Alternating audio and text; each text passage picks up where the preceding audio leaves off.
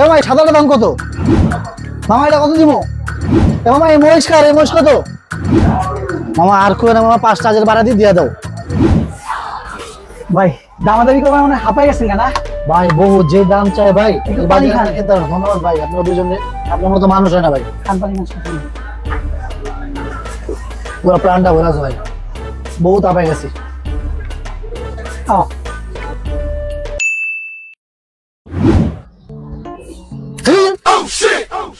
আমার পেন কই, আমার শার্ট, আমার টাকা, আমার টাকা কিনা। আরে ওই বেটা আমার পানি খাওয়াই লাগে সবকিছু। প্রিয় ক্রেতা ভাইয়েরা সাবধান, হাটে অপরিচিত ব্যক্তির দেয়া কিছু খাবেন না।